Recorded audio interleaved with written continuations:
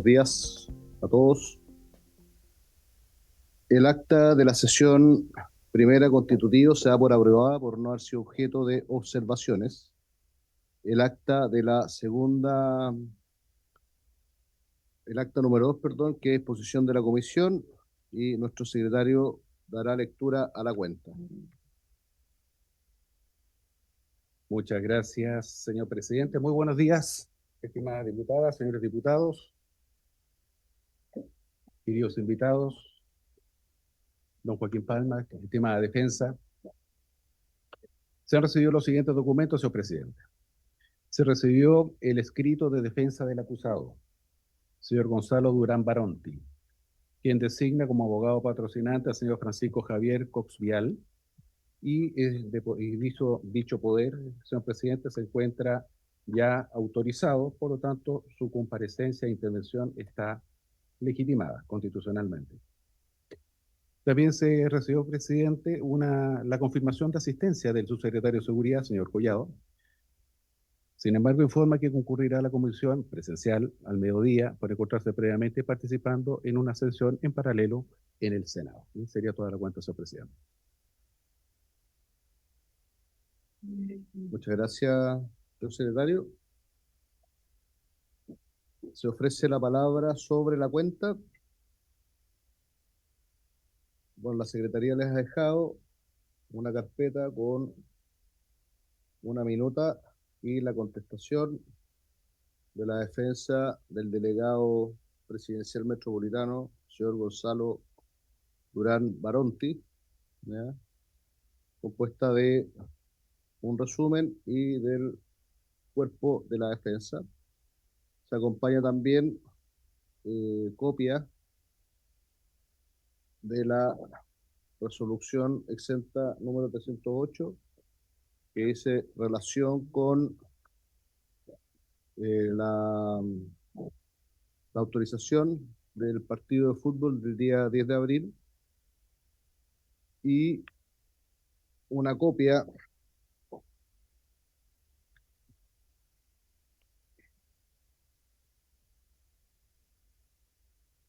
unos mail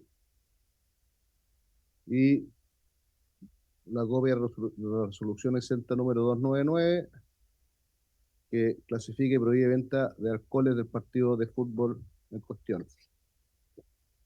Y también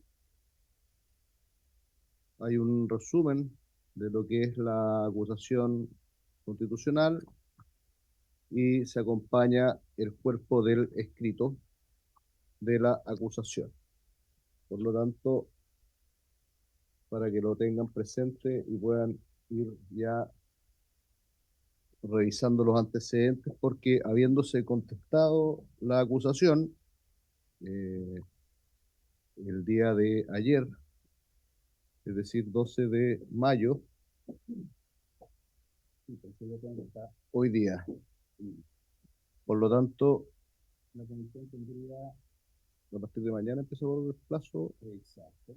Ya, tenemos a partir de mañana, o sea, hoy día sería el último día del plazo para recibir invitados respecto de lo que dice relación eh, con los antecedentes de la acusación, y a partir de mañana empieza a correr el plazo de 6 días para lo que dice relación con el fondo del asunto, periodo en el cual también va a quedar abierto para que puedan eh, presentar invitados para conocer también del fondo, que son más o menos los mismos que planteamos ayer en la sesión del día 12. Entonces, el objeto de esta sesión es recibir invitados que ilustren sobre los aspectos generales de la acusación constitucional, sin entrar aún al fondo de la cuestión debatida, conforme con lo dispuesto en el inciso segundo del artículo 330 del reglamento de la Cámara de Diputadas y Diputados, y el artículo 37 y siguientes de la Ley Orgánica Constitucional del Congreso Nacional. Se citó al subsecretario de Seguridad Pública, el señor Rafael Collado, quien confirmó que podría asistir a las 12 del día luego de una sesión que tiene el Senado a las 11. Y se invitó a los abogados don Joaquín Palma, que se encuentra acá presente, y don Arturo Fernanda, que lamentablemente no tuvimos respuesta. Por lo tanto, vamos, diputado Rosa.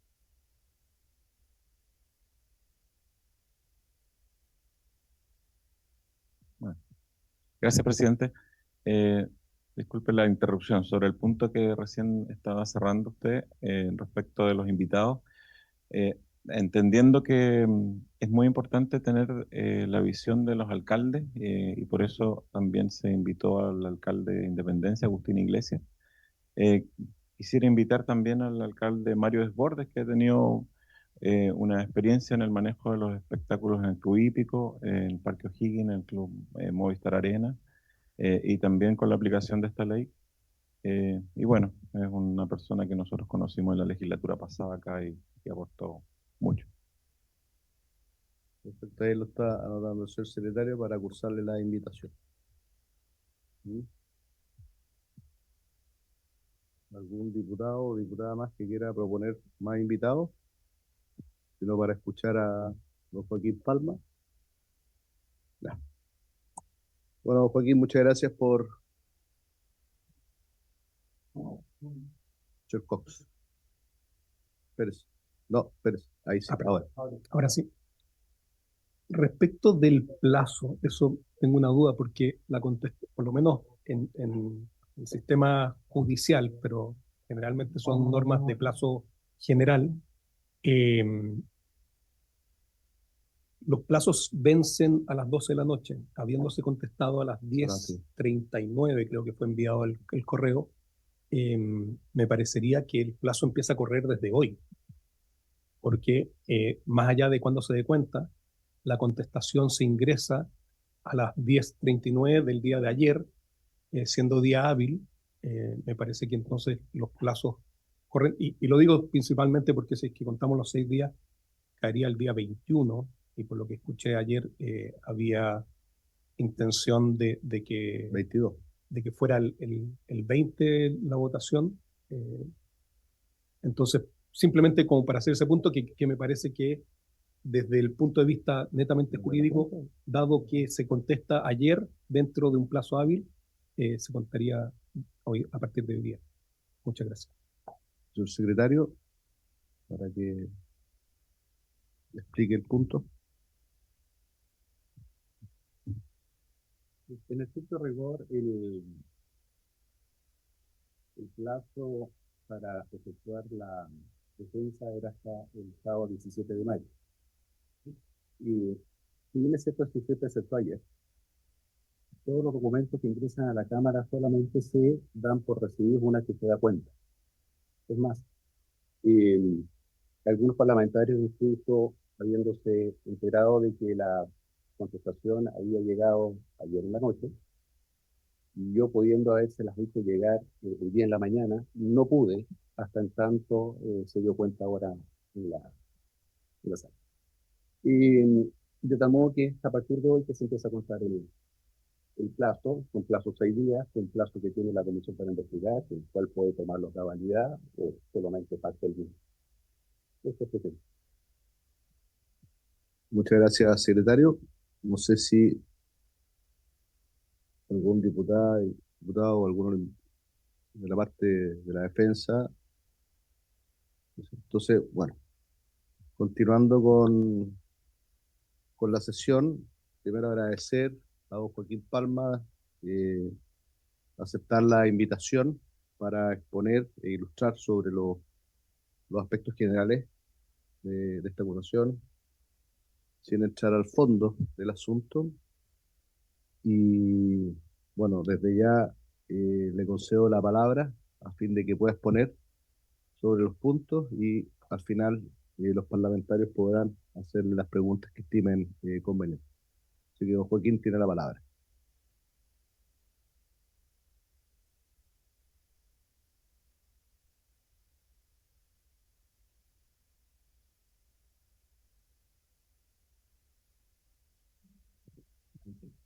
Muy buenos días, señor presidente, y por su intermedio me permito saludar a los honorables miembros de esta comisión, señor diputado, también a los miembros de la defensa del delegado presidencial, don Gonzalo Durán.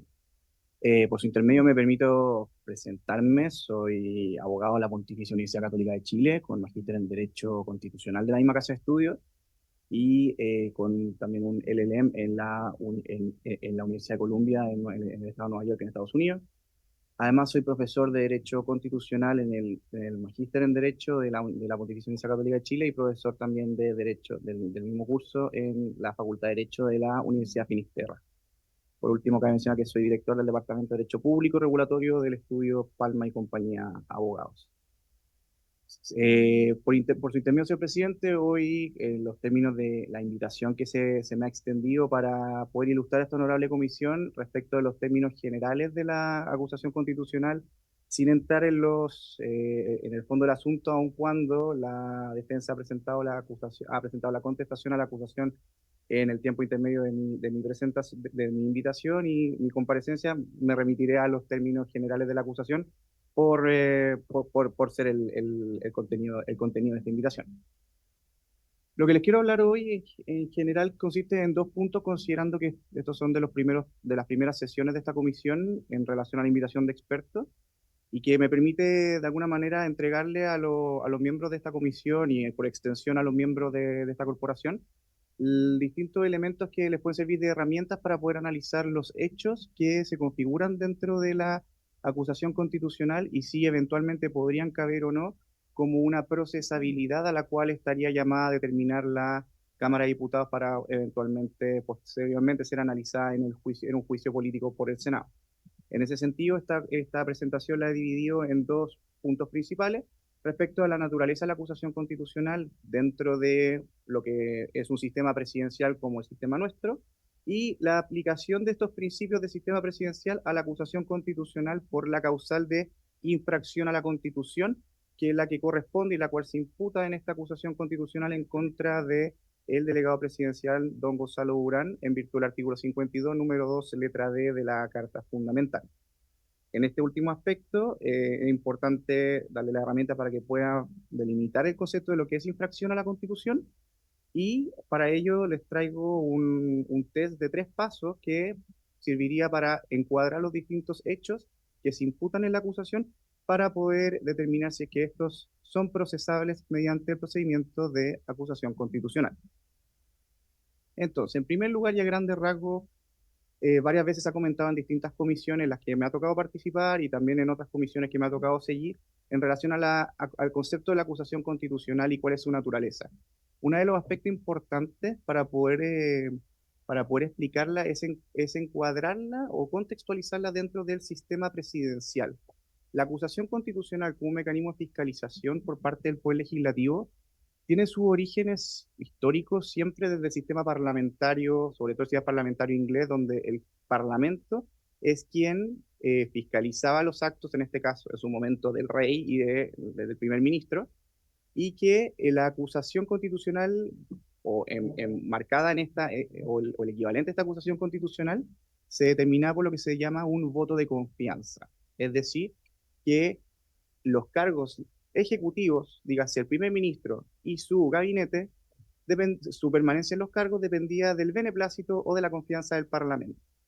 Eso funciona en un sistema parlamentario, pues es un sistema que se caracteriza por haber una especie de fusión entre el poder legislativo y el poder ejecutivo, dado que los miembros del gabinete, en su gran mayoría, y el primer ministro, vienen precisamente del Parlamento.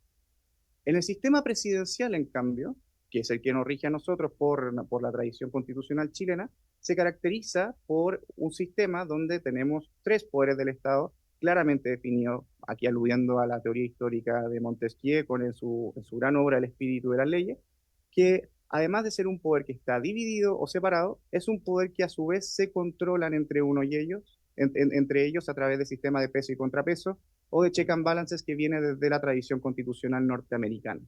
En este contexto es donde se instala el principio de el impeachment o lo que sería nuestro equivalente a una acusación constitucional.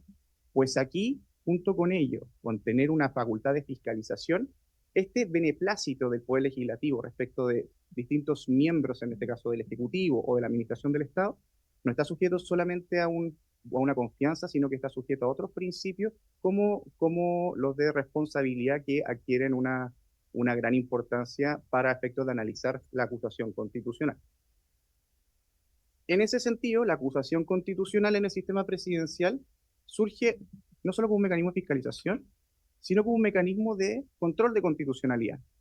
Pero no un control de constitucionalidad en el sentido como lo realiza el Tribunal Constitucional de comparación de normas, sino que de ajuste del actuar de las autoridades a los cuales pueden ser sujetos pasivos de acusación constitucional, que su actuar dentro de sus funciones se ajuste a la Constitución y a las leyes según el caso.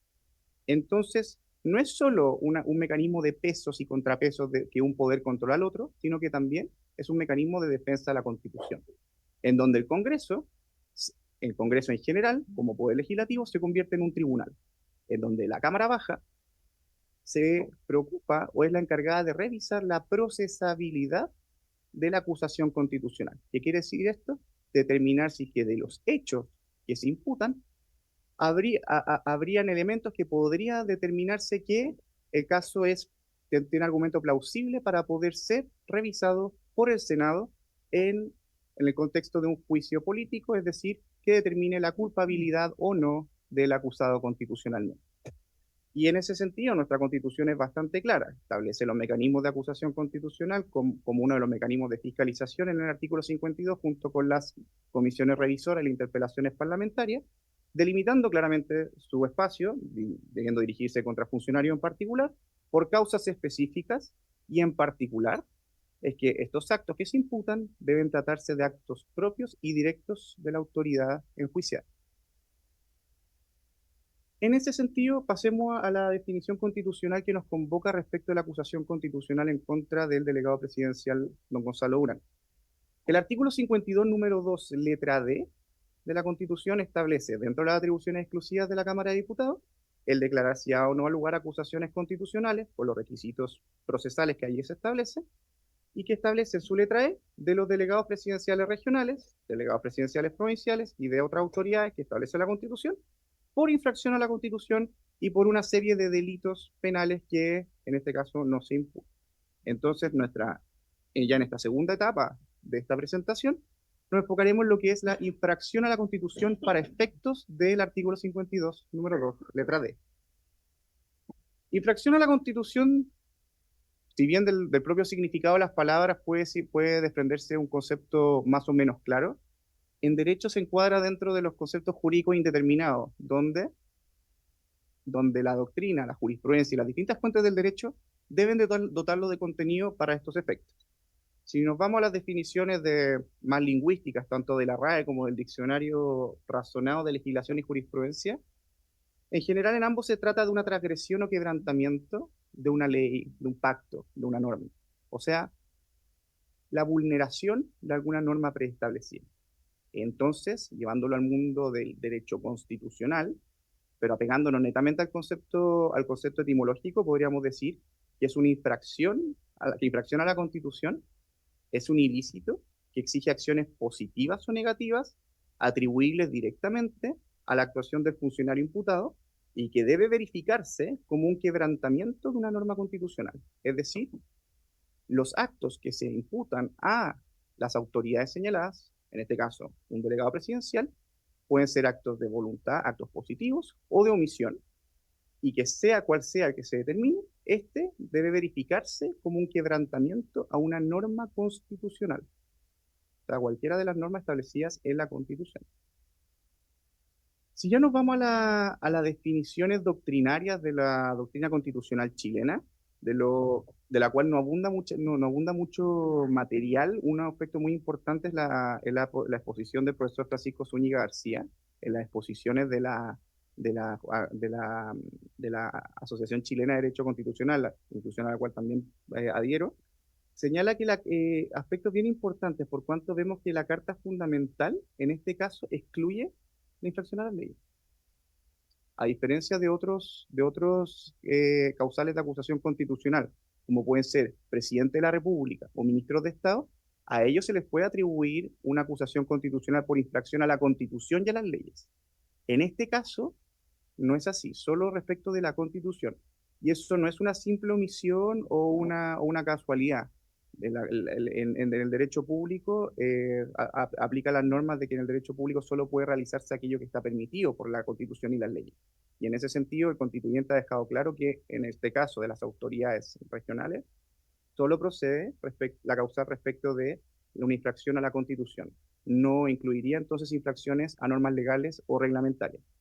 Entonces, tomando en consideración hasta el momento lo que entenderíamos por infracción a la Constitución, tendríamos que entenderla como un ilícito que importaría una transgresión personal, directa, grave y casual de una norma que sea de competencia de la Carta Fundamental, y que sea esta una norma ya sea de conducta por cómo éste realiza el cargo, o una norma gubernativa. Y ahí es donde me detendré en la siguiente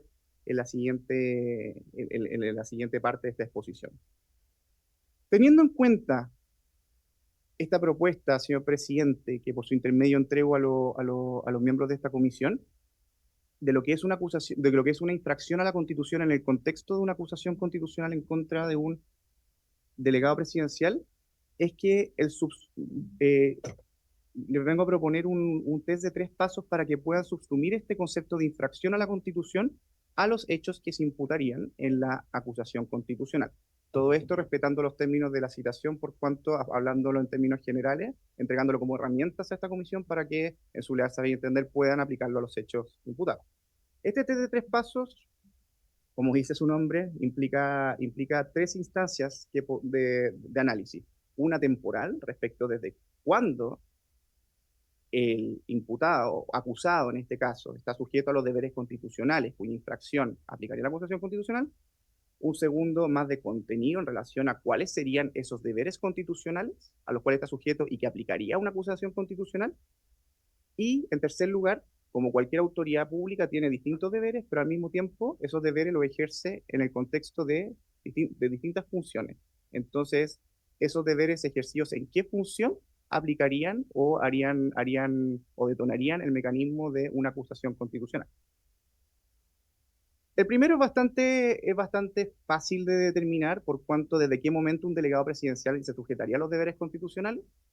Aquí basta con dirigirse con el artículo 7º de la Constitución, dentro de las bases de la institucionalidad, cuando establece que cualquier órgano del Estado actúa válidamente previa investidura regular de sus integrantes. O sea, desde el momento en que éste o presta juramento o es designado según lo que establece la Constitución o las leyes. En el caso de los delegados presidenciales regionales, su normativa básica lo encontramos en el artículo 115 bis de la Constitución Política de la República, cuando establece que, dentro de sus características, que ejercerá sus funciones y atribuciones del presidente de la República en la región, de conformidad a la ley, siendo su representante natural e inmediato, y al final dice, será nombrado y removido libremente por él. O sea, el delegado presidencial inicia sus funciones desde el momento en que éste es nombrado por el presidente de la República y lo mantiene en la medida en que mantenga esta plena confianza del presidente de la República. Mismo aspecto lo establece el artículo 1 de la Ley 19.175, Orgánica Constitucional sobre Gobierno y Administración del Estado.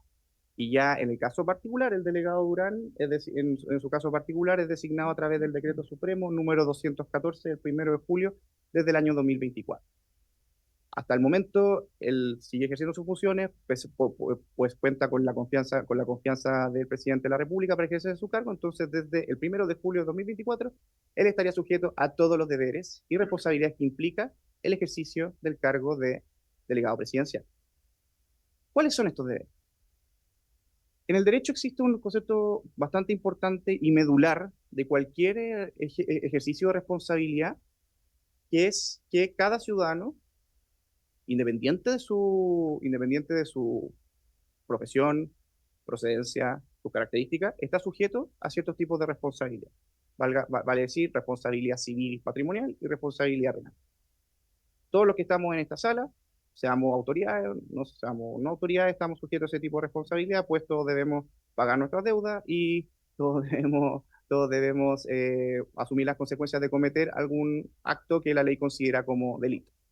Sin embargo, hay ciertos ciudadanos que en su calidad de funcionarios de la administración del Estado, funcionarios públicos, adquieren otros tipos de responsabilidades que le establece la Constitución y las leyes. La responsabilidad funcionaria por propias del ejercicio de la función administrativa, y ahí después las que se enmarcan dentro de la Constitución. Una de ellas es la responsabilidad política, que ella es la que dice relación con la confianza que tiene una autoridad respecto de quién lo nombra. En este caso, la responsabilidad política en la Constitución solo la hace efectiva el presidente de la República a través de su atribución de libre designación y remoción de delegados presidenciales. Misma responsabilidad que tendría, por ejemplo, un ministro de Estado o un subsecretario. Otra cosa es la responsabilidad constitucional, que es la que se hace efectiva a través del mecanismo de acusación constitucional por, dependiendo de la autoridad, pero por algún tipo penal, como sería también en el caso de los delegados presidenciales, o actos administrativos políticos que se persiguen a través del mecanismo contemplado en el artículo 52, número 2, en sus diferentes literas.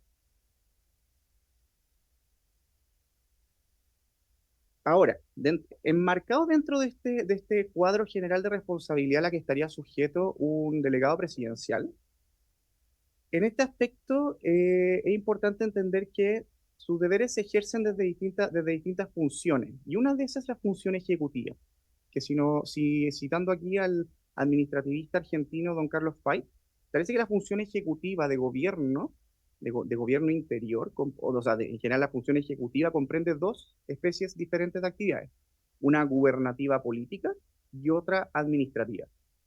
La gubernativa política se refiere a la dirección de la organización política, o sea, la dirección, gobierno interior, etc. Mientras que la segunda se refiere a la ejecución o aplicación de las leyes con miras a la satisfacción concreta de los requerimientos sociales. Por consiguiente, y en la que me quiero enfocar es en la actividad gubernativa, estas se manifiestan actos políticos, esto es, aquellos que el gobierno ejecuta por motivos políticos o con el fin de proteger o salvaguardar tanto el ejercicio mismo del poder como la seguridad en general o el bienestar de la comunidad.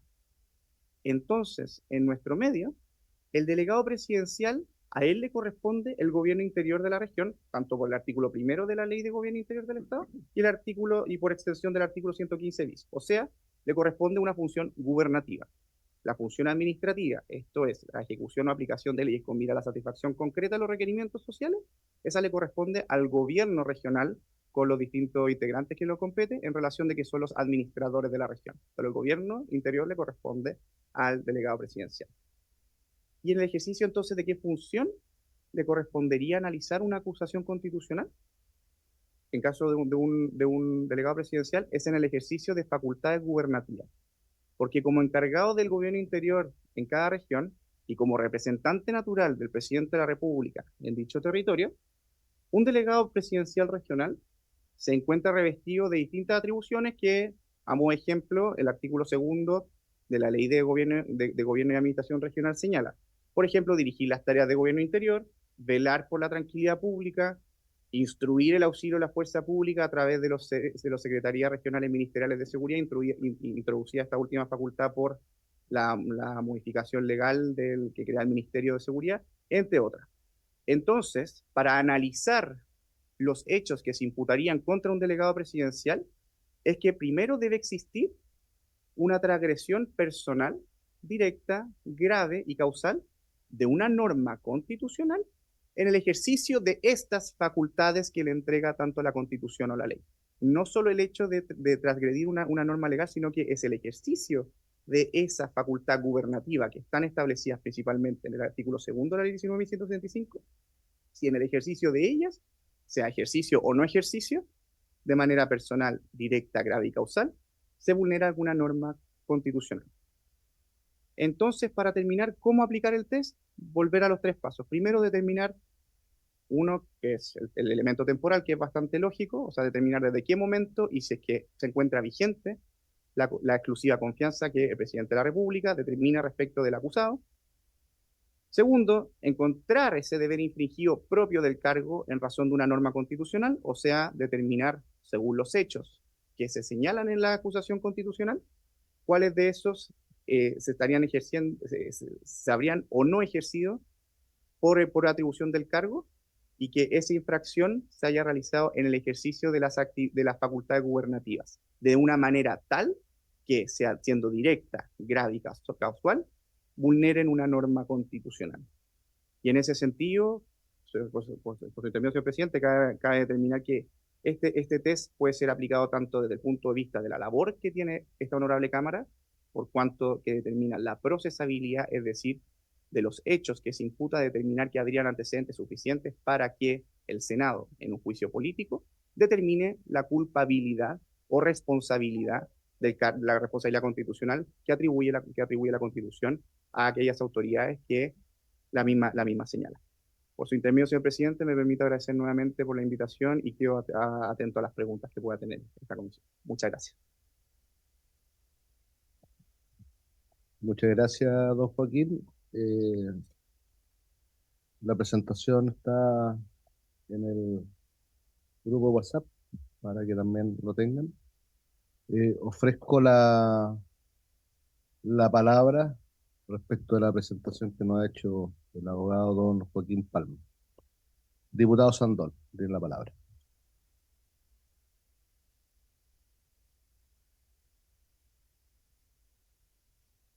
Ay, no, ahí está, no es que aprenda ya. No, está bien. Gracias, presidente. Bueno, saludar a nuestro expositor.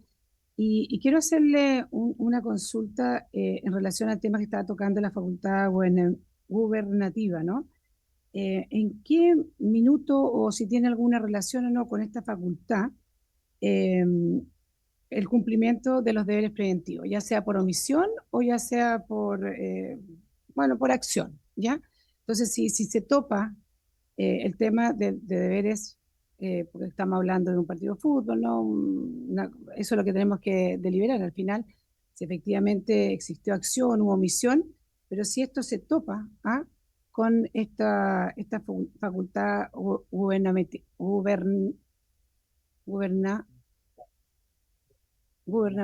no gubernativa, lo soy distinto. Entonces, por eso, me gustaría saber eso porque creo que es súper importante entenderlo y quiero también preguntar que en el fondo, de alguna forma, el delegado presidencial, por ser representante natural, ¿no?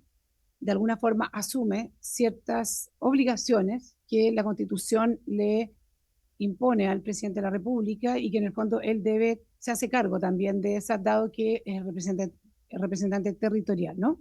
Entonces, por eso quiero irme a este campo, ¿no? A la acción y a la omisión y sobre todo en el tema preventivo, si efectivamente cabe en esta facultad que está usted conversando. Gracias, presidente.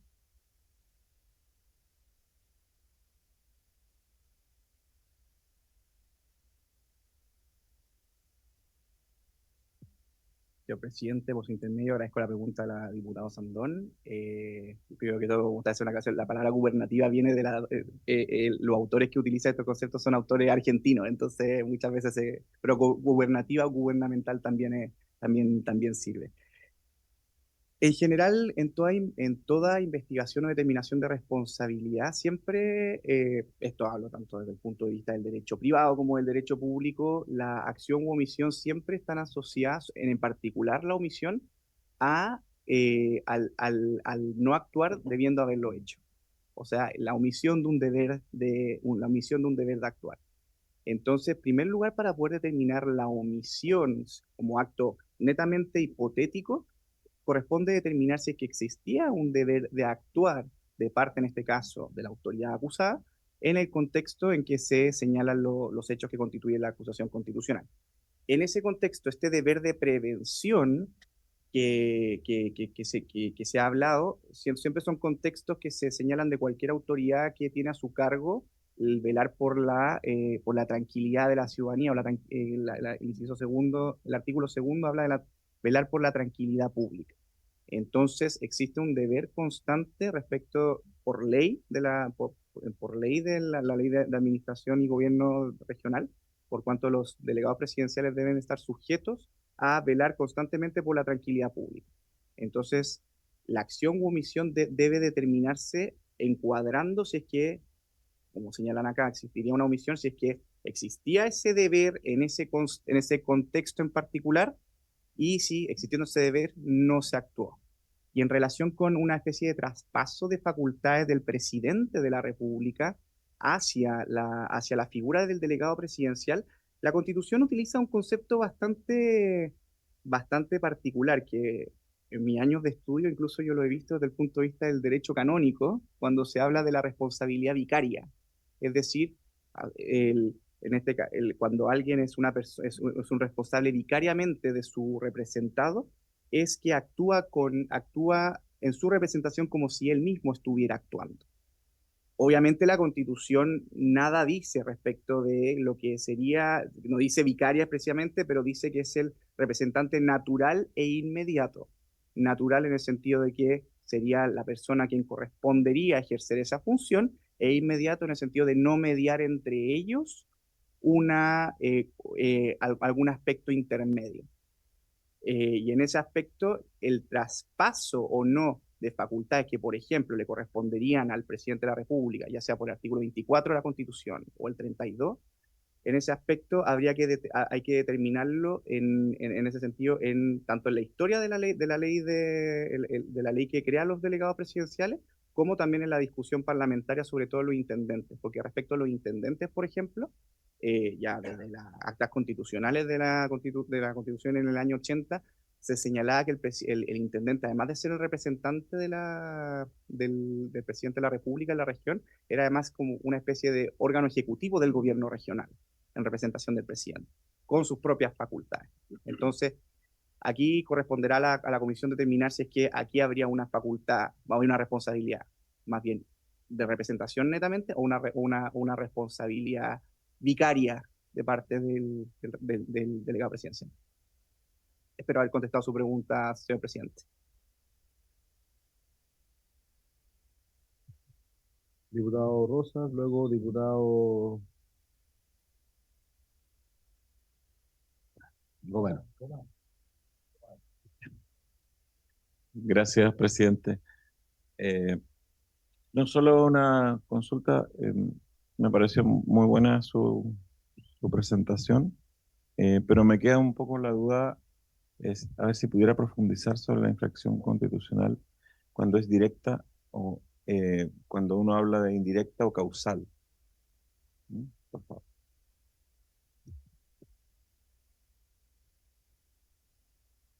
Ahí sí. Señor presidente, por su intermedio, agradezco al diputado Rosas por su pregunta, que es muy útil para efecto de determinar siempre la responsabilidad, que normalmente a mis alumnos de Derecho en general siempre les complica esos aspectos de la causalidad y de la inmediatez en ese aspecto.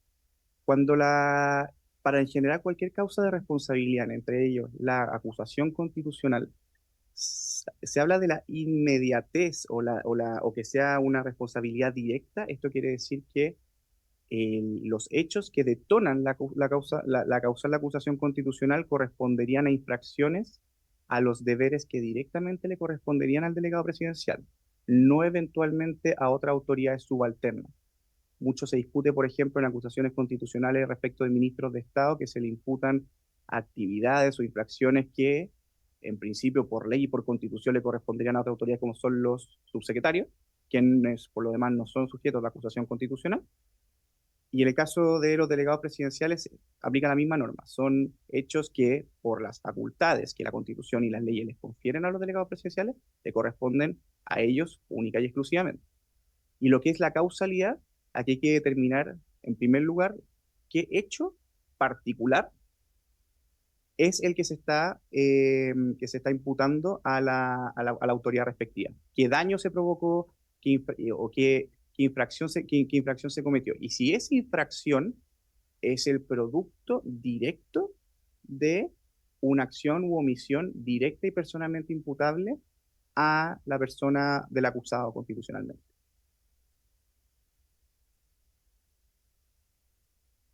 Diputado Romero tiene la palabra.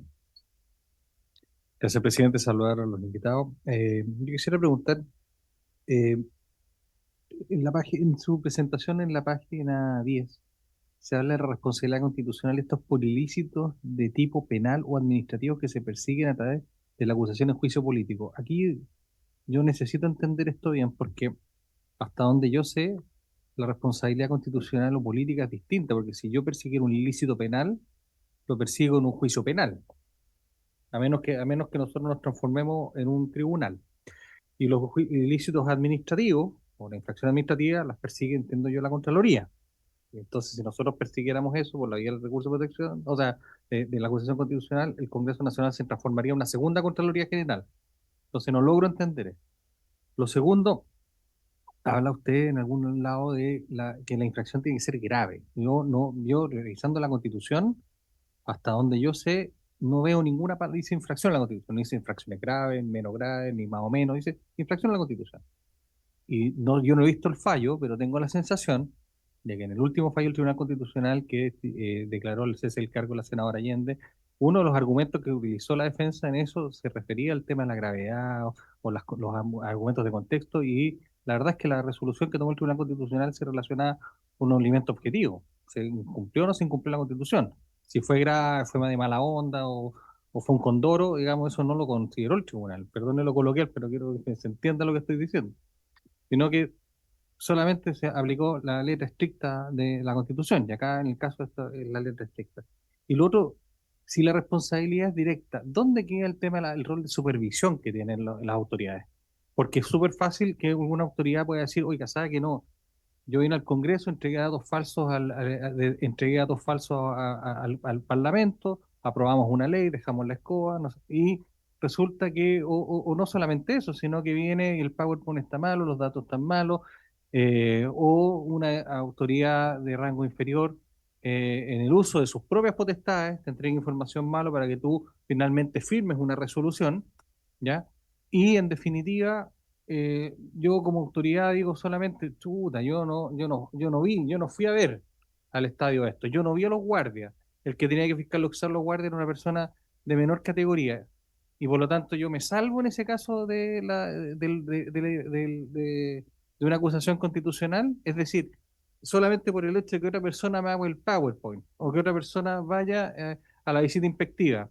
Porque yo ese día dije, no, tengo un almuerzo y tengo que estar acá con las autoridades. Vaya usted a ver el estadio si tiene las 4 salidas de emergencia, o están los guardias que me dijeron, yo voy a estar almorzando acá. Y después, cuando venga, se muere alguien, me dicen a mí, oiga, ¿sabe que usted tiene responsabilidad? No, no, no.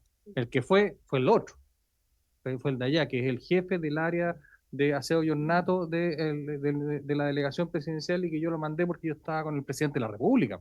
¿Ah? Entonces no podía ir.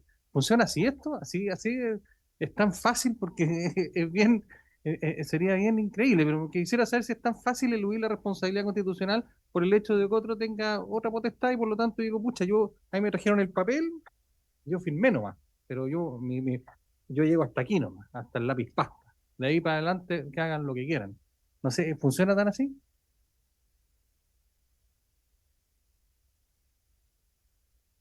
Tiene la palabra, don Joaquín Palma.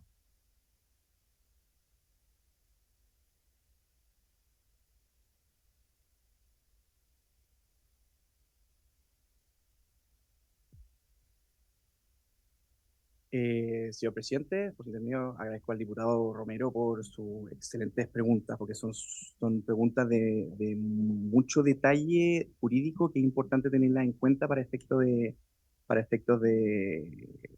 poder aplicar bien estos test que propongo. En primer lugar, respecto a esta idea de hechos o ilícitos de tipo penal o administrativo que acarrearían la responsabilidad constitucional, en responsabilidad en general, un hecho mismo puede revestir distintas características y por ende activar distintos mecanismos de responsabilidad que pueden ir en paralelo. Eso es lo que en derecho se denomina como el cúmulo de responsabilidades.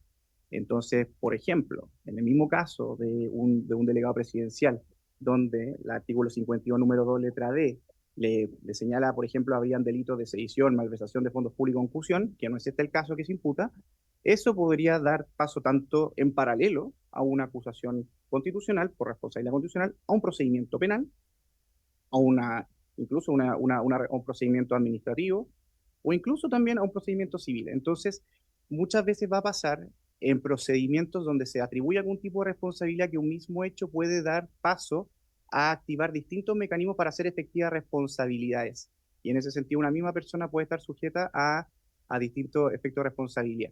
Por eso en la acusación constitucional, muchos de los hechos que se imputan en la generalidad de los distintos acusados constitucionales, de los sujetos pasivos de acusación constitucional, pueden revestir caracteres incluso delitos o caracteres de infracciones administrativas o constitucionales. Por eso se establece. Eso es una apreciación del hecho base de la responsabilidad, más no de los procedimientos que ahí van a determinar. Y cada procedimiento está determinado por el tipo de responsabilidad que determina.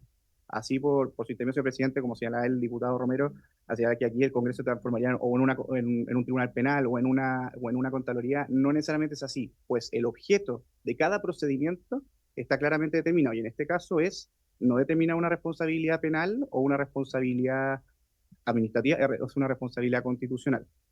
No sé si quiere agregar algo. Sobre el punto. Sí, sobre el diputado punto, Romero. presidente. Lo que pasa es que yo estoy de acuerdo con que en general es muy evidente si hay un ilícito penal, o sea, si hay una malversación de fondos decretada, eh, si existe una infracción administrativa evidente, sancionada por la Contraloría, que se aplique esto. Pero normalmente, y por eso le pregunto, las acusaciones constitucionales son antes de eso. O sea, si nosotros tuviéramos que esperar un procedimiento penal para que se declare que hubo cohecho, un procedimiento penal completo, con nulidad de los juicios. Entonces, nosotros estaríamos 2 periodos parlamentarios por lo menos para poder presentar una acusación constitucional después. O sea, o el ministro incluso dejaría de ser ministro, por ejemplo. ¿Te fijas? Entonces, la pregunta que yo le planteo es, uno, evidentemente que frente a una situación tan grosera como eso, procede la acusación constitucional y estoy de acuerdo. Pero ¿cuál es el impulso que tenemos nosotros los parlamentarios para presentar una acusación constitucional? Cuando está probado un delito, cuando está probada una infracción administrativa ya rematada por la Contraloría General de la República y tampoco aparecen los cuasi delitos civiles o algún tema civil. Entonces, ¿dónde se aplica esta responsabilidad constitucional? Que en muchos casos también nosotros, y esto no estoy hablando de este caso en particular, porque no podemos entrar al fondo de esto, los parlamentarios decimos, esto me parece a mí inaceptable, se pierde la confianza del Congreso Nacional en esa autoridad, le pedimos al presidente de la República, esta es la lógica, le pedimos al presidente que saque al ministro, porque nos parece que el hecho de haber hecho tal cosa nos parece a nosotros inaceptable, y pedimos que nos cambie la persona, el interlocutor que tenemos con el Ejecutivo, para sacar adelante los proyectos. Ah, no, es que no se ha aprobado todavía, que en realidad hubo cohecho acá. Tenemos que seguir todo el procedimiento penal porque acuérdese que la presunción de inocencia, pues. ¿Qué pasa si después nosotros acusamos constitucionalmente a alguien y después resulta que es inocente? ¿Ve? No, preséntelo después. Eso es lo que logro entender. Lo que usted señala me parece razonable. Y estoy absolutamente de acuerdo que se gatille porque es evidente. Pero estamos hablando en esta zona gris, en que está la denuncia, hay antecedentes, se llevan a la Contraloría algunos, pero en realidad el Congreso Nacional no puede seguir lidiando con ese ministro de la Suprema. No podemos seguir trabajando porque en realidad este señor, mira, aquí están un montón de antecedentes, lo están revisando, pero nosotros tenemos que esperar el desenlace para que ahí, sí, ahora, listo, ahora los parlamentarios ustedes pueden, ¿así funciona?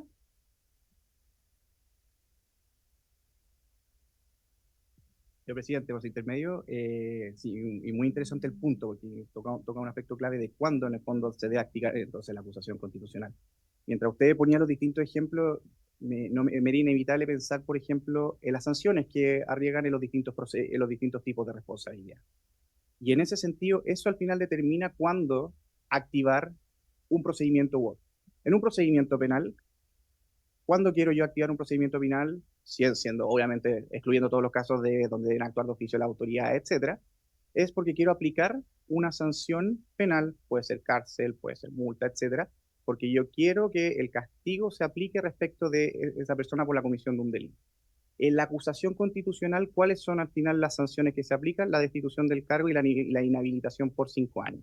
En ese caso, entonces, es lo que determina la procesabilidad de una persona acusada constitucionalmente, es precisamente la permanencia o no en el cargo por una infracción que es de tal magnitud que le impide, y ahí ha un poco tomado un poco lo que decía, se pierde esta confianza de parte del Congreso como fiscalizador, pero siempre sujeto también a la responsabilidad. Y ahí tomo de vuelta la segunda pregunta que hacía, señor presidente, el diputado Romero, en relación con el estándar que se debe seguir. Pues ahí ponía, por ejemplo, el caso del que también me tocó participar en calidad de abogado, como abogado asesor en el caso de la senadora Allende, pues en este caso son reglas que aplican estándares distintos. En el caso de la senadora Allende, el artículo 60 establece una causal de casi como en el derecho privado se corresponde a una especie de responsabilidad objetiva, en donde una senadora que incurre debe cesar el cargo. Y la labor que tiene el Tribunal Constitucional es solo declarar ese hecho y por tanto que concurre la inhabilidad. Por esas mismas razones, era un concepto totalmente distinto, por ejemplo, con el caso de la ministra Maya Fernández, pues ahí se establecía como una prohibición para los ministros de Estado el contratar con el Estado, sin establecer entonces alguna sanción. Entonces ahí se abre todo un espacio distinto para determinar, uno, cuál sería la sanción, cuál es el estándar, y por eso, y ahí fue lamentable no contar con un procedimiento en el Tribunal Constitucional para aclarar ese aspecto. En la acusación constitucional, pues, ninguna de las causales que se establece es una causal como la del artículo 60, a donde se señala que por el hecho debe cesar el cargo.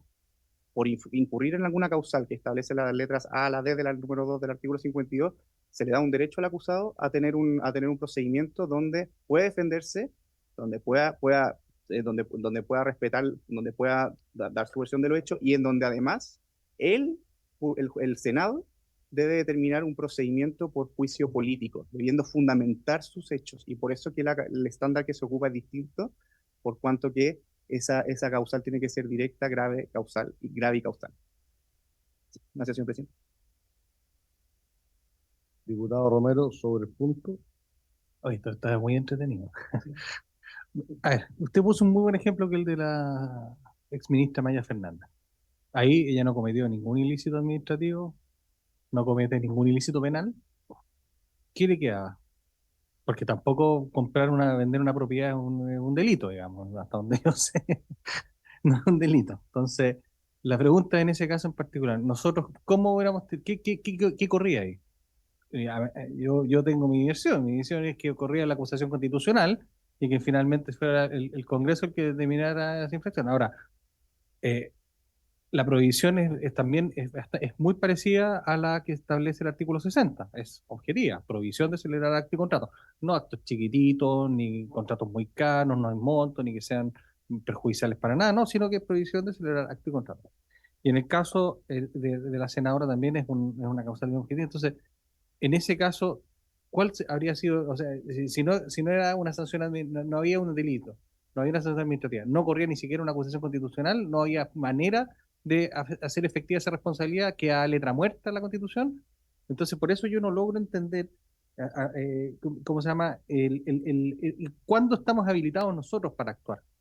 Cuando tenemos sentencias, cuando tenemos la resolución, ¿cuándo estamos habilitados nosotros?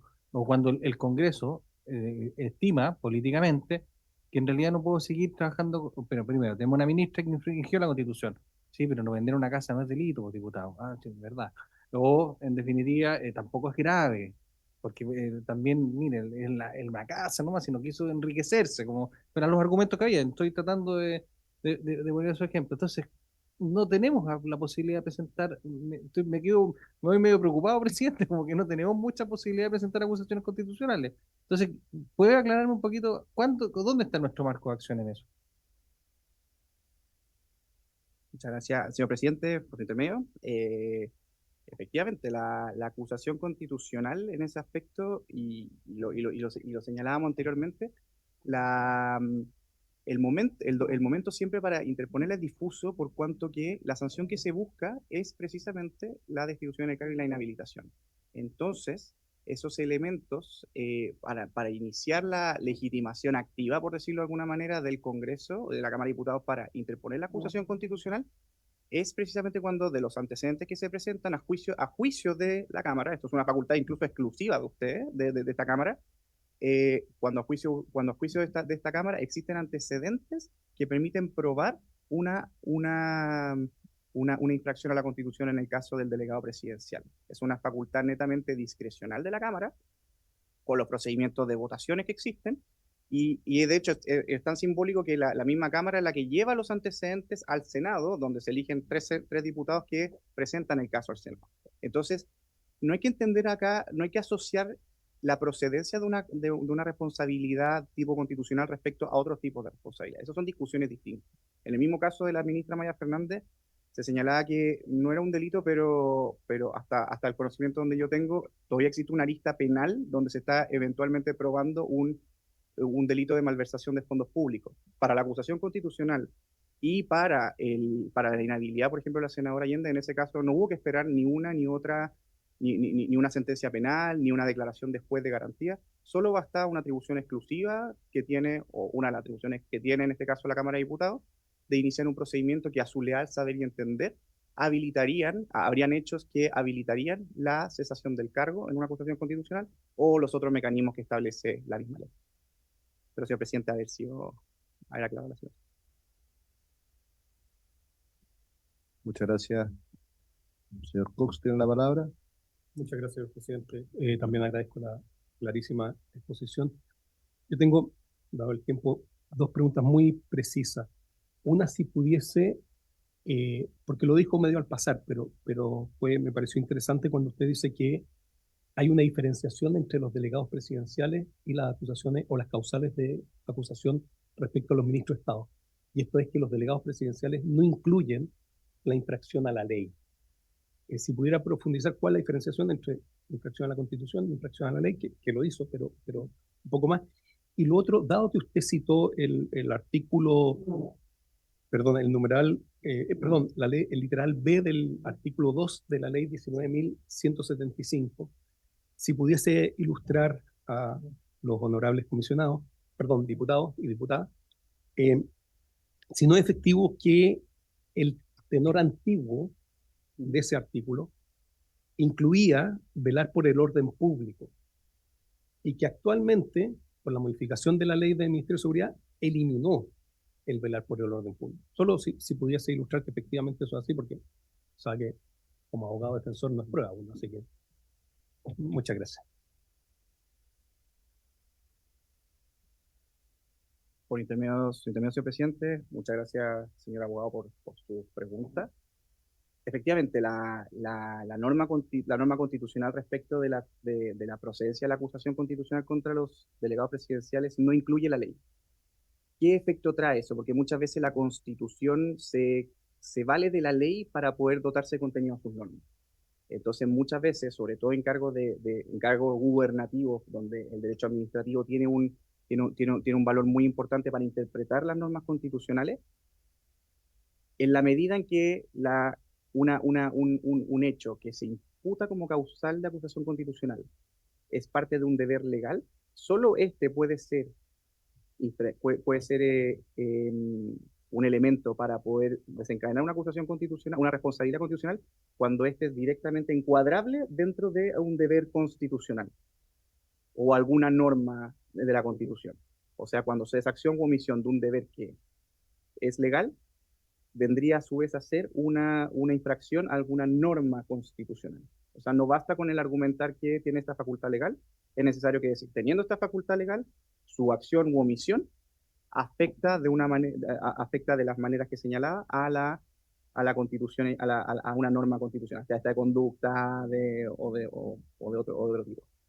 Y respecto a la segunda pregunta, en relación con el numeral segundo literal B del artículo segundo de la ley de la ley 19.175, efectivamente, hubo un cambio constitucional que hizo ese cambio, señalando el velar por la tranquilidad pública, eliminando el concepto de orden público. En ese sentido, sin ser un experto en la historia legislativa de por qué se hizo ese cambio, en general la palabra orden público en derecho, sobre todo en derecho público, alude a múltiples conceptos no solo relacionados con la seguridad ciudadana con o el ataque a la delincuencia, sino que dice relación también con la mantención del Estado de Derecho principalmente, o la jerarquía de normas, o el cumplimiento de deberes de autoridad. Entonces, siendo un concepto súper indeterminado en este aspecto, lo que entiendo que se quiso hacer con esta modificación es señalar que el concepto de velar por tranquilidad pública se refería al concepto de seguridad pública que se incluye muchas veces dentro de orden público. O sea, es una especificación de una de las tantos aspectos de este concepto amplio y determinado que es el orden público.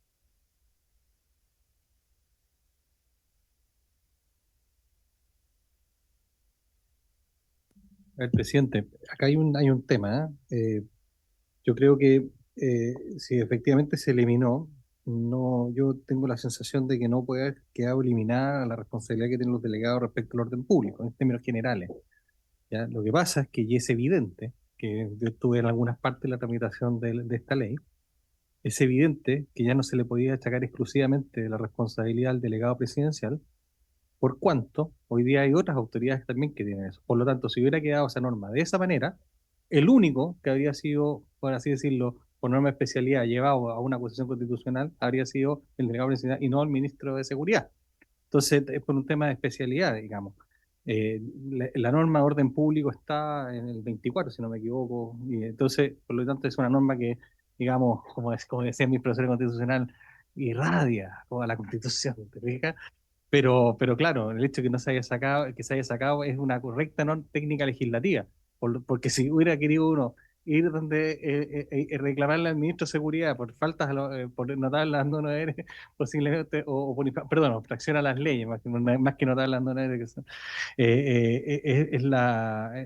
habría significado, no, pues si a mí no me corresponde el orden público, o sea, usted no me puede achacar este tema, esto le corresponde al otro, entonces. Claro, yo lo veo más así, digamos. Puede ser que también usted es más académico, yo apenas soy un modesto diputado nomás, no, pero en el fondo lo que le planteo es que va por ese lado, no sé, yo tengo la sensación, aquí a lo mejor me equivoco, no sé si usted me puede aclarar si estoy mal en lo que estoy señalando, bueno, igual después se lo podemos preguntar al señor subsecretario que también participó activamente en la tramitación de esa ley, ahí le podemos preguntar cuál fue su intención, si su intención era sacar el orden público como una causal para, ¿cómo se llama?, presentar acusaciones constitucionales, no, eso.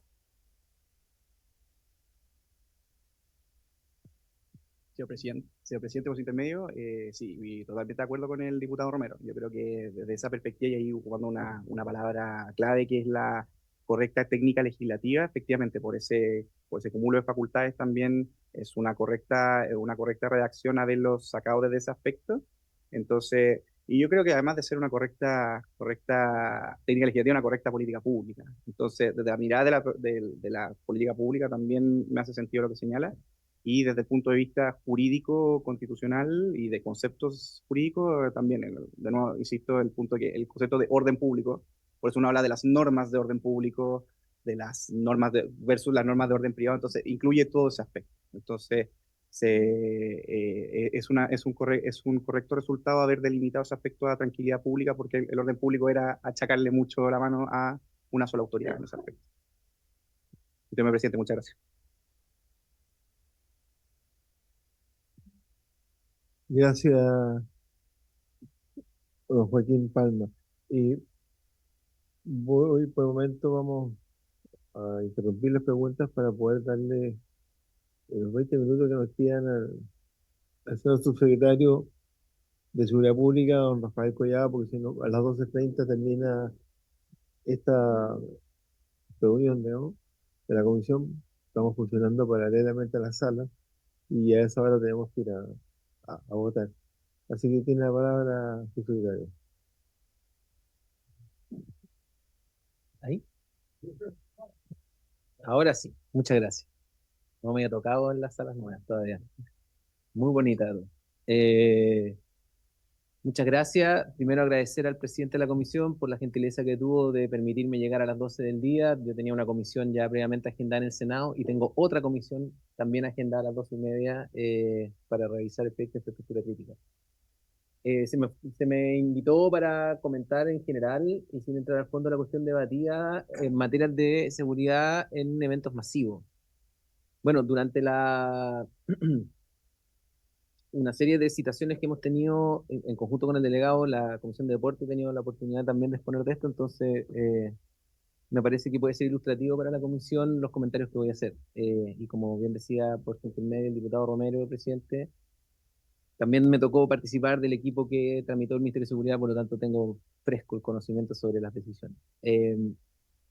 Uno podría distinguir en materia de orden público, seguridad pública y eventos masivos. Hay tres cuerpos normativos relevantes. Está la ley 19.327, que es la ley de deberes y derechos en el fútbol profesional. la ley 21.730, que es la ley que crea el Ministerio de Seguridad, y la ley 21.539, que es la ley que establece la seguridad privada en Chile. El conjunto articulado de esos cuerpos legales determina la forma en que se ejercen las potestades en seguridad en eventos masivos.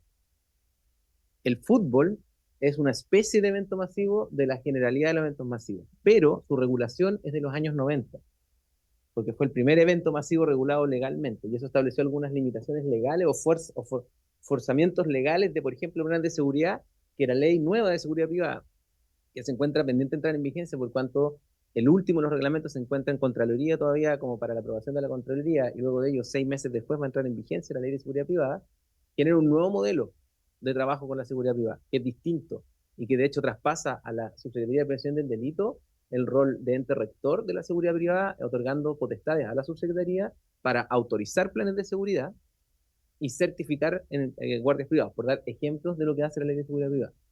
¿Por qué hago este relato más normativo de contexto? Porque el fútbol, o el fútbol profesional en particular, tiene una legislación en la ley 19.327 que establece que, por ejemplo, el plan de seguridad tiene obligaciones legales para el organizador, a diferencia de lo que hace, por ejemplo, la ley de seguridad privada nueva.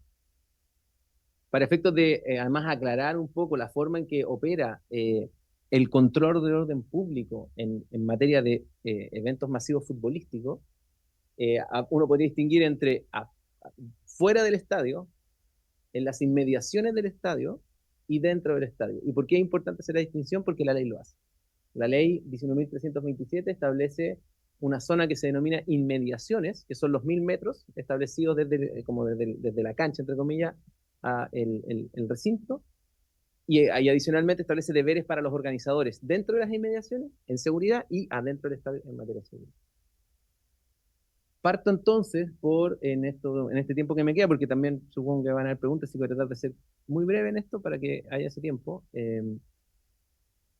por explicar un poco las decisiones que se tomaron al momento de crear el Ministerio de Seguridad en materias generales, o lo que podríamos decir fuera del Estado. ¿Por qué? Porque hasta el 1 de abril de este año, el Ministerio del Interior y Seguridad Pública era efectivamente el colaborador directo e inmediato del presidente de la República en el mantenimiento del orden público, decía el artículo 1 de la ley 20.502, vigente hasta ese día. Por su parte, y esto es importante, la Ley Orgánica Constitucional sobre Gobiernos Regionales, 19.175, establecía que correspondía al delegado presidencial regional, bueno, esto ya fue explicado bien por el profesor, así que me lo salto, pero velar por que en el territorio de su jurisdicción se respete la tranquilidad y el orden público. Y esa frase fue eliminada, efectivamente, por la ley que crea el Ministerio de Seguridad en una norma adecuatoria. El 1 de abril del presente año entra en funcionamiento el Ministerio de Seguridad, y con ello la decisión del Estado de Chile fue la siguiente, fue establecer en el artículo 1 de la ley 21.730 que el Ministerio de Seguridad Pública, en adelante también el Ministerio, en la Secretaría de Estado encargada de colaborar con el presidente en materias relativas al resguardo, mantención y promoción de la seguridad pública y del orden público. Es decir, la decisión del Estado de Chile fue separar las funciones de gobierno interior de las funciones de seguridad y control del orden público en dos ministerios diferentes, el Ministerio de Seguridad y el Ministerio del Interior. Y en ese sentido, bueno, y prevención del delito en el ámbito de sus competencias.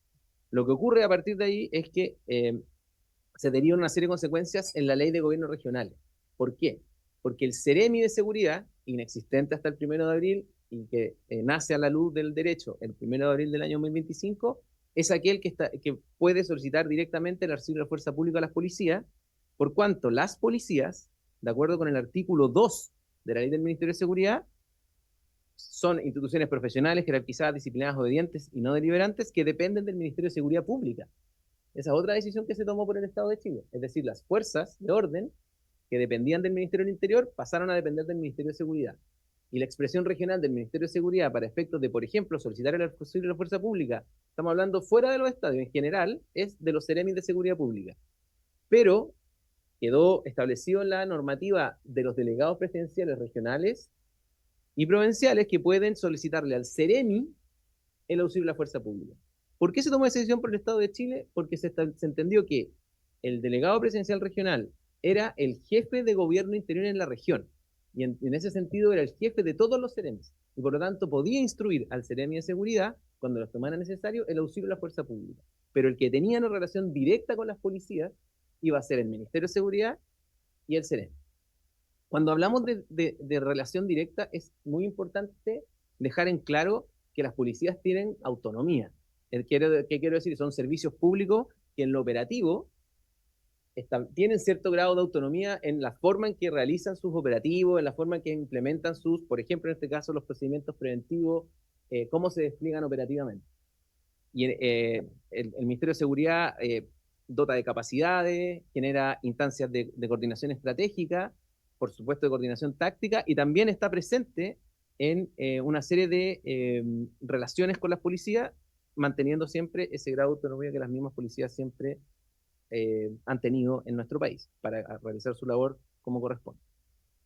En ese sentido, fuera del estadio, volviendo al punto del fútbol, es el Ministerio de Seguridad, a través de las policías y en particular de Carabineros de Chile, porque la Ley Orgánica Constitucional de Carabineros de Chile establece que Carabineros es una institución policial técnica de carácter militar, que integra la fuerza pública y existe para verificar el derecho, y su finalidad es garantizar y mantener el orden público. ¿Ya? Como policía preventiva, el orden público siempre ha estado en manos de Carabineros de Chile como servicio público del Estado. Y por eso es que, y ahora entro más en el fútbol, Carabineros de Chile se ha organizado para mantener servicios especializados a la luz de lo que establece la ley 19.327 cuando existen determinados partidos de fútbol. Y ese es el conocido OS-13, que es el Departamento de Eventos Masivos de Carabineros, que son los encargados de entregar el informe técnico, ¿ya? Para efectos de decir si es que un partido no se autoriza conforme a la ley 19.327. Entonces, la regulación en materia de fútbol deja claro que el delegado presidencial regional, luego de estas modificaciones, quedó con 3 capacidades o competencias legales establecidas en la ley 19.327. 1, autorizar los planes de seguridad de los recintos deportivos. Eso, como les comenté antes, es una excepción, una especialidad respecto de la nueva legislación de seguridad privada que establece que es la SPD la que autoriza los planes de seguridad en general, desde un concierto, de un maratón. Cuando entre en vigencia la ley de seguridad privada, eso es lo que va a ocurrir. Hoy es el delegado, y en el caso del fútbol es también el delegado el que autoriza los planes de seguridad. El delegado también autoriza el evento deportivo, como también autoriza hasta el día de hoy los eventos masivos hasta que no inicie la regulación en materia de seguridad privada, que en todo caso mantiene en el delegado la autorización de los eventos masivos. Lo mantiene porque la lógica de los eventos masivos es que reúne una serie de distintos tipos de atribuciones o competencias del Estado: transportes, cultura, seguridad y una serie de otros organismos estatales que requieren ser coordinados, y como el delegado tiene ese nuevo rol de coordinador de todo el Estado en materia regional, es que el delegado es el que autoriza un evento masivo, luego recibir el input de seguridad, de deportes si es un maratón, de cultura si es un concierto, o de transporte si es que es necesario, por ejemplo, habilitar el metro de determinadas condiciones, y luego de eso el delegado autoriza el evento. Eso es en seguridad privada. Y en materia de fútbol en particular, el delegado, previo informe de Carabineros, es el que autoriza. Y por último, la ley de 19.327 establece que el delegado tiene la potestad de revocar esa autorización con informe escrito o verbal de Carabineros. Esas son las 3 potestades que tienen los delegados presidenciales en materia de fútbol: autorizar los planes de seguridad del recinto, autorizar el evento deportivo previo informe técnico de Carabineros, y una serie de coordinaciones que se realizan, entre otros, incluido a partir del 1 de abril el Ministerio de Seguridad, a través del Departamento de Orden Público y Eventos Masivos. Me acompaña, de hecho, el jefe subrogante del departamento, don Ricardo Viteri, y adicionalmente una serie de otras coordinaciones que se hacen con otros servicios que están a cargo de esta materia. En las inmediaciones, dentro de eso, por lo tanto, el organizador de un evento tiene que solicitar este evento masivo futbolístico y tiene que presentar un plan de seguridad conforme a la ley 19.327, que establece deberes legales para los organizadores. Entre ellos, por ejemplo, un sistema de seguridad al ingreso, una serie de requisitos de cámaras de seguridad, guardias privados, una serie de requisitos que establece la ley al organizador. Y tiene que presentar este informe. Ese informe se entrega a la delegación inicia una serie de coordinaciones para que las medidas que están establecidas por el organizador sean revisadas. En esa revisión participa desde el 1 de abril Carabineros, el Ministerio de Seguridad y el Ministerio del Interior, y el delegado luego de eso autoriza el evento deportivo específico. En ese plan de seguridad se tiene que establecer por el organizador cuáles son las medidas que están establecidas en las inmediaciones, como les comentaba antes, y al interior. Por eso es que en el artículo 8 de la ley 19.327 se establece que todo el cuerpo normativo establecido en la ley de fútbol también rige para el organizador en las inmediaciones. Esa es la razón por la cual, en general, los dispositivos de seguridad que presentan los organizadores en conjunto o para la mirada, para la aprobación de las fuerzas de orden, incluye una serie de perímetros adicionales al evento, porque con eso se cubren las inmediaciones de este kilómetro, estos 1000 metros que establece la ley. En dicho perímetro es donde Carabineros en general se encuentra facultado para realizar controles preventivos de identidad desde 1 hora y hasta 3 horas antes del evento y después del evento. Luego de esa autorización previa, o en las inmediaciones, perdón, en términos geográficos, dentro del estadio el principal responsable de un evento es el organizador del evento. Dentro del estadio, la ley establece que tiene que adoptar medidas necesarias para el correcto desarrollo del espectáculo, supervisar el cumplimiento de la ley y el reglamento, adoptar las medidas de seguridad establecidas en la ley y reglamento, ejercer el derecho a admisión respecto de quienes infrinjan las condiciones de ingreso y permanencia. Esos son todos deberes del organizador, es decir, en términos simples, del equipo local. Ese es el organizador de un evento deportivo. El equipo local, que no es lo mismo que el dueño del estadio, porque muchas veces los equipos locales no son dueños de los estadios, sino que solicitan a municipio, el IND, Institución del Deporte, el uso de un estadio, pero el equipo local es el que está encargado de eso, y designar un jefe de seguridad, contar con guardias de seguridad privada. Dentro de las funciones se encuentran de esos guardias velar por el cumplimiento de las condiciones de ingreso y permanencia, vigilar los perímetros, registrar vestimenta y solicitar el auxilio de la fuerza pública cuando lo consideren necesario. Entonces son obligaciones de los guardias privados. Instalar y utilizar recursos tecnológicos como cámaras de seguridad y disponer medios de grabación a través de cámaras de seguridad que tengan estándares suficientes para que permitan identificar a los asistentes del fútbol. A partir de estas necesidades, por ejemplo, la Asociación Nacional de Fútbol Profesional ha incentivado la existencia de un registro nacional del hincha que permita realizar este tipo de identificación. La decisión, y con esto cierro, la decisión de crear el Ministerio de Seguridad y la decisión nuestra también de generar una nueva gobernanza en materia de eventos masivos dice relación con con el correcto uso de las nuevas competencias que le otorgó el Estado de Chile a este nuevo ministerio, que es básicamente velar porque los eventos masivos se planifiquen de manera correcta.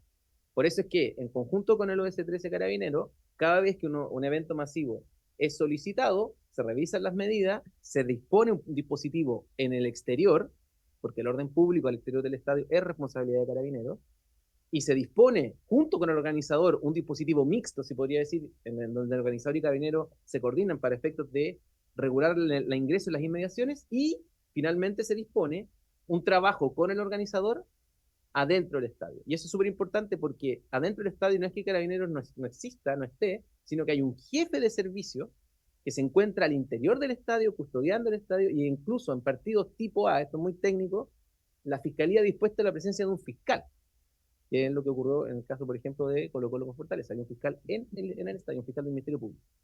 Todas esas medidas preventivas son las que se toman en cada episodio de evento futbolístico, particularmente en aquellos que son determinados como tipo A por parte de las autoridades y que aumentan las condiciones de seguridad.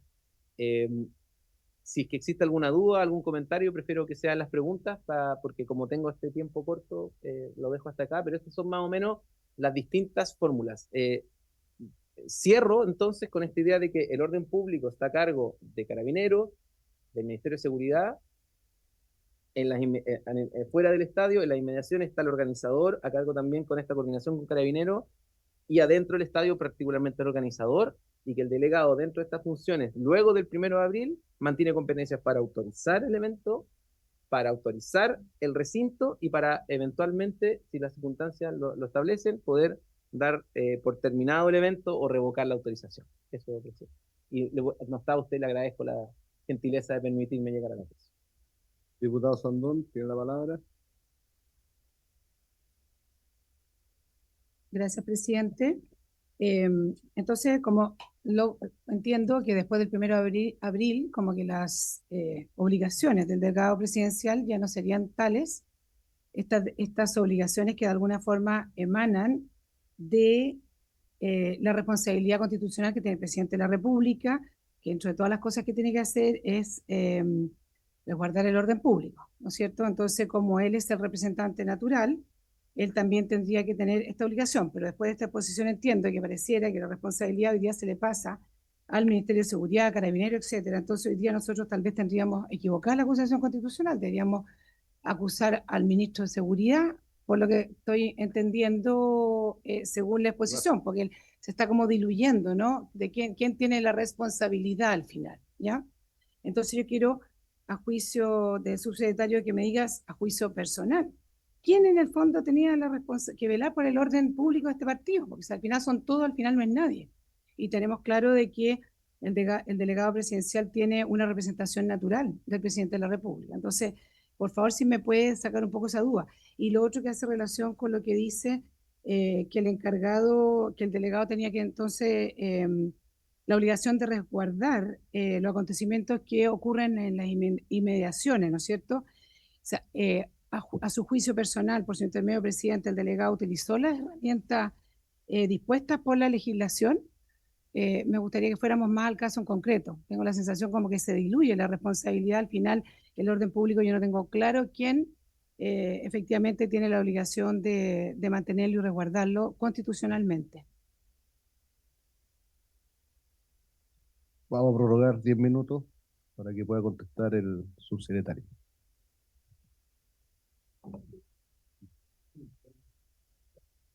Conteste la pregunta de... diputado, que pregunta el tiro el diputado Romero y así contesta las dos y breve, por favor. Sí, presidente, saludar al subsecretario. Voy a ser muy breve. Necesito saber más o menos cómo funciona la mecánica de las autorizaciones verbales con Carabinero. ¿Funcionan así con cierta... son formales o, oye, no, dale nomás, no pasa nada, tenemos todo listo, está todo controlado, no se preocupe, delegado, échale para adelante nomás, cuente conmigo? O tienen un rango un poquito más profundo estos temas verbales. Y lo otro que quería preguntarle un poco es que, a ver, me llama la atención lo siguiente. La calendarización de los espectáculos del fútbol es bastante anticipada, o sea, la Conmebol no fija los partidos a la semana, los fija con bastante tiempo. Y aquí la pregunta es para el tema de la venta de las entradas, ¿ya? Cuando comienza la venta de las entradas, ¿alguien autoriza eso o esto funciona así nomás?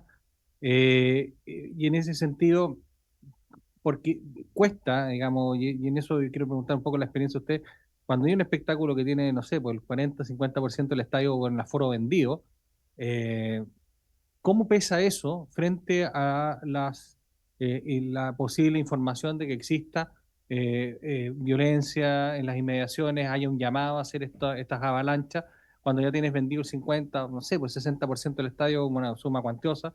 Eh, ¿Qué está pasando en eso? A la autoridad le informan qué está ocurriendo económicamente, pero se tiene que juntar con la gente del estadio y decirle, oye, tenemos casi todo vendido, va a estar el estadio lleno. Están todos los hinchas del Colo acá, está todo vendido. 60.000 personas en el estadio.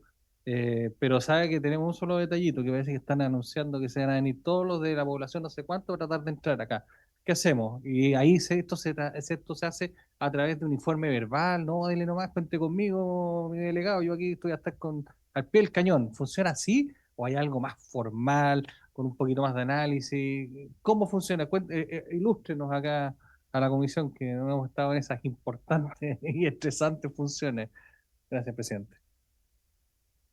Muchas gracias, diputado Romero. Yo quería hacer una pregunta, porque la solicitud de autorización partió antes del 1 de abril, partió el 28 de marzo, ¿ya? Por lo tanto, yo lo que alcancé a entender de su exposición, subsecretario, es que a partir del 1 de abril, el interior quedaba sujeto a la competencia del delegado. Las inmediaciones quedaban sujeto a lo que sería el Ministerio de Seguridad Pública. Estoy tratando de hilar. Pero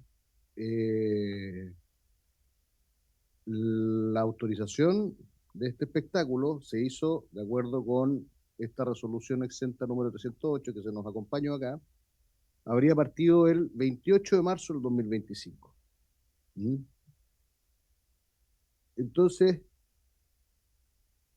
se regía por una ley el delegado en ese entonces, para luego, en la autorización, regirse por otra, por la entrada en vigencia de otra. ¿Ya? Por lo tanto, en esos 10 días, entre el 1 y el 10, que se hizo cargo de lo que fue la seguridad de las inmediaciones de este espectáculo, porque el que solicita la autorización no tiene por qué saber, o sea, debería saber porque es una presunción de derecho, pero esta diferencia. Entonces, porque usted nos expone acá que las inmediaciones hoy día son parte de las competencias del Ministerio de Seguridad Pública. El orden público, ¿ya? El delegado, después del 1, habría quedado radicada su competencia solamente respecto del interior del estadio. ¿Ya? La autorización es previo, la solicitud de autorización del espectáculo es previo a la entrada en vigencia de la nueva norma. Entonces, ¿qué pasó en ese periodo? Porque hay un orden público que hay que cumplir dentro y otro que hay que cumplir fuera. Y por lo tanto, en el sentido de las competencias de cada uno, porque eso es lo que yo estoy entendiendo, lo que usted expuso, subsecretario. Sin embargo, la solicitud es previa a la entrada en vigencia de las competencias que en este caso vendría teniendo el ministerio que usted representa, o la subsecretaría que usted representa. Entonces, tenemos 6 minutos y tenemos que pedir varios oficios. Así que le agradeceré ser breve. Gracias. A ver, primero, los partidos de fútbol y la Conmebol no son tan, para partir por la parte como más fácil, no son informados con mucha distancia, ni tampoco su horario. En ese sentido, marco el punto de que la organización es con un tiempo prudente, pero no es con mucho tiempo, no es antes. Voy a reiterar, el orden público estuvo, está y probablemente siga estando por mucho tiempo radicado en Carabineros de Chile en general. ¿Ya? Esa es la institución del Estado a cargo del orden público. La dependencia del Carabineros de Chile cambió efectivamente el 1 de abril del Ministerio del Interior y Seguridad Pública al Ministerio de Seguridad. Pero el orden público ha sido custodiado desde, no sé, los inicios de la República por Carabineros de Chile. En ese sentido, el orden público nunca ha tenido como diferencias de competencia y de atribuciones. Pero Carabineros no se manda solo. O sea, por mucho que ellos tengan la facultad o la competencia de que se cumpla con el orden público, Carabineros depende de una autoridad, en este caso de la autoridad civil. Antes Ministerio del Interior, ahora Ministerio de Seguridad. ¿Ya? Yo creo que eso lo tenemos todos claros, subsecretario. El tema es las inmediaciones del estadio. Ya. ¿A quién correspondía? Pues ya nos quedó claro que después del 1 de abril el delegado está a cargo de la seguridad o el orden público interno. Es que, ya. Por eso es lo que queremos que aclare, subsecretario. Gracias. Internamente, el organizador está a cargo de disponer las medidas de seguridad preventivas de lo que ocurra adentro. Que las autoriza efectivamente el delegado. Y las sigue autorizando el delegado. ¿Ya? Las medidas de seguridad están en el plan de seguridad del organizador.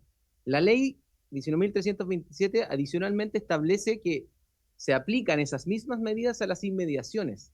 Por lo tanto, la autorización cubre las inmediaciones. Los 1.000 metros, etcétera, también están dentro de eso. Pero hasta ahora no ha habido un problema de orden público, son autorizaciones preventivas. Por lo tanto, el día que ocurrió o el día que ocurre el evento es el día en donde el delegado mantiene la posibilidad de revocar la autorización, y acá voy a hacer otra respuesta que dice relación con que, primero, la resolución es una resolución por escrito, que viene con el informe técnico de Carabineros, y se dice, esto es lo que se puede hacer, ¿ya? Dentro de eso se establece que va a haber un jefe de servicio que es un carabinero que está ahí, que está en la caseta de seguridad del evento, y que se encuentra ahí y se encuentra en contacto efectivamente con el delegado. Y lo que ocurre es que para revocar el evento en el momento en que ocurre un problema de orden público, que puede ocurrir, es ahí donde efectivamente puede ser un informe verbal, pero el informe es escrito preventivamente, es una resolución, se realiza con mucho tiempo de anticipación y generalmente se espera como a los días cercanos al evento por si hay algún corte de luz, etcétera, para dar la autorización. Pero las coordinaciones vienen de antes. Las coordinaciones están previamente agendadas con todo, pero eso es lo preventivo. A lo que yo me refería con lo oral es que existe esa posibilidad cuando hay un problema de orden público que se detecta en el momento. Y ahí sí hay un jefe de servicio en la caseta del estadio. Y así opera. Y ese es un funcionario.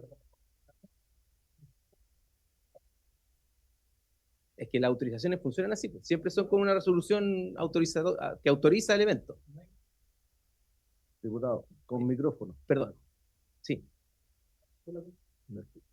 No, solamente para que quede claro, subsecretario, disculpe por su intervención, presidente.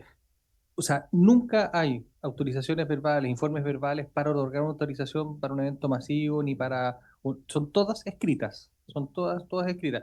Porque yo entiendo que, claro, si está afuera, hay una batalla campal, le van a avisar, oiga, ¿saben? Sí, no, pero tráigame un informe escrito, sería ilógico, sería absurdo, ahí hay que actuar con rapidez, por la urgencia que amerita, pero en el caso de la autorización del evento, es todo por escrito, no hay nada verbal. O sea, reitero, efectivamente, el sistema, La revocación podría ser verbal. o sea, lo que dice la ley es que puede ser verbal o escrito el informe para revocar. Efectivamente, el sistema, como opera hasta el día de hoy, es con autorizaciones por escrito. Se da una resolución autorizadora. Y por lo tanto, respecto de las situaciones que ocurrieron antes del inicio del partido, se podría haber revocado verbalmente la autorización. O sea, efectivamente, dentro de lo que puede hacer el delegado, puede solicitar informes, etcétera, verbales o escritos. Eso es lo que dice la norma. O sea, cuando fallecieron las dos, falleció una, bueno, la otra falleció después, por lo que tengo entendido, lo que he estudiado. Podría haber revocado la autorización para que se efectuara el partido porque estaría dentro de sus competencias, o eso sería competencia de la Subsecretaría de Seguridad o el Ministerio de Seguridad Pública. O sea, de nuevo, Eso es lo que queremos voy a reiterar, subsecretario. voy a reiterar lo que dice la ley, porque estoy aquí citado para hablar en términos generales y no del caso concreto. Lo que dice la ley, y voy a reiterar lo que dice la ley, es que los delegados tienen la posibilidad de revocar el previo informe escrito o verbal de Carabineros. Eso es lo que pueden hacer los delegados. Eso es lo que dice la normativa. Y así es como funciona hasta el día de hoy, porque eso no ha sido modificado a la fecha. Pero eso que usted comenta es en general. O sea, yo prefiero que en el fondo todo lo que tiene que ver con el caso concreto lo vea la defensa y ellos como que puedan dar cuenta un poco de la... Ah, chuta, ya. Sí, ya, lo vamos a liderar. Vamos a tratar de invitarlo de nuevo, subsecretario, para Ya. resolver otras cositas. Para el ¿ya? caso concreto. Y me queda... quería ver si acordamos algunos oficios. Quiero proponer a la comisión algunos oficios. El primero, a la Delegación Presidencial Regional Metropolitana de Santiago respecto a la resolución exenta número 308, y obviamente que respondan con los plazos que tenemos dentro de la comisión revisora, si se cumplieron con lo que les solicitó la delegación respecto a este documento que tenemos todos. ¿Ya?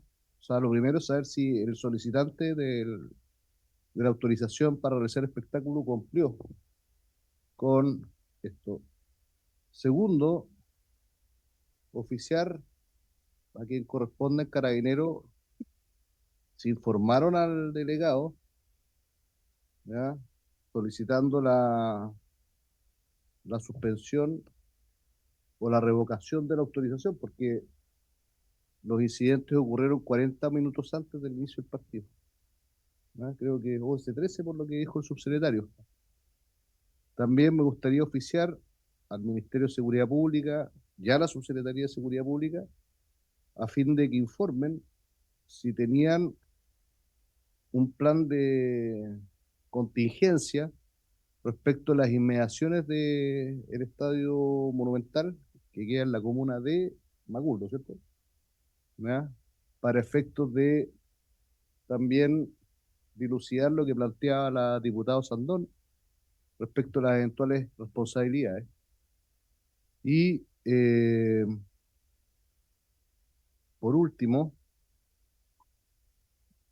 un oficio a la delegación informando si tenían también un plan de contingencia respecto de la zona exterior al estadio por sobre las competencias que señalaba el subsecretario. ¿Ya?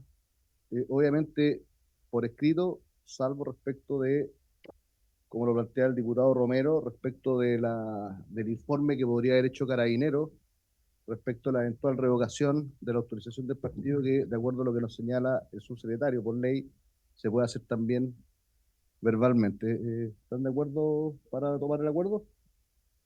Acordado. Bien. Diputado Romero. ¿Ah? ¿Y habría acuerdo en que sean 3 días hábiles para contestar? Sí, 3 días hábiles para contestar. Muchas gracias. Porque si no va a llegar, no, nos va a precluir, ya que estamos con tantos abogados acá, el derecho a ejercer. Acordado los 3 días hábiles. Diputado Romero. Presidente, no, yo estaba viendo los documentos que hay acá. Yo quisiera solicitar a la delegación también presidencial que nos remita la solicitud de autorización del espectáculo de fútbol profesional presentada por el organizador Blanco y Negro S.A., que es del 28 de marzo del 2025, y con las posteriores modificaciones del 30 de marzo, 3 de abril y 7 de abril del 2025. También deberíamos pedir un informe técnico de ingreso de elementos de animación emitido por prevencionista de riesgo del 7 de abril. La declaración jurada emitida por el representante legal de organización de uso de elementos de animación del 4. El acta de la reunión de coordinación sostenida con el organizador de fecha 3 de abril. ¿Ya? Esto deberíamos solicitarlo. Me interesaría también saber, presidente, porque aquí tenemos la resolución exenta 310. Y habla de lo informado verbalmente por el jefe de Servicio de Carabineros de Chile a la dependencia del estadio de fecha 10 de abril. ¿Ya? Y hay un informe de supervisión número 36, que es de fecha 10 de abril, que también me interesaría que Carabineros claro, de Chile a la dependencia del Estadio Monumental nos remita, si tiene, bueno, yo sé que ese informe fue verbal, pero nos remita la documentación relacionada con los antecedentes que le hizo llegar al delegado para efectos de fundamentar la resolución exenta 310, ¿ya? Es que está en la revocación, que es del 10 de abril. Esos son esos dos. Diputado, entonces, aquí está pidiendo elementos de la resolución exenta 308, que ya lo anotamos. Exactamente. Y además de la resolución exenta número 310 del 10 de abril, que es la que ya, autoriza, que es la que revoca después que la revoca la autorización. la autorización del Estado en el minuto 80. Exactamente. Ya. ¿Cuáles serían los documentos que está solicitando de Mire, la segunda? lo que pasa es que en la segunda, en los vistos, aparece lo informado verbalmente por el jefe del servicio de las dependencias del Estado Monumental con fecha 10 de abril, y acá hay un informe de supervisión número 36, Colo-Colo Fortaleza, emitido por el Departamento de Eventos Masivos de Fútbol Profesional OS-13 de Carabineros de Chile, de fecha 10 de abril. Ese me interesa que lo remitan para ver qué se establece acá. Esos son elementos fundantes, porque lo demás son resoluciones exentas que hablan de las atribuciones que tiene. Pero esos documentos son los que justifican esto. Diputado Romero, que para que no se confundan los oficios, y que son los sí, dos para la delegación. Estoy de acuerdo, pero esto es respecto de la situación ocurrida al interior del estadio.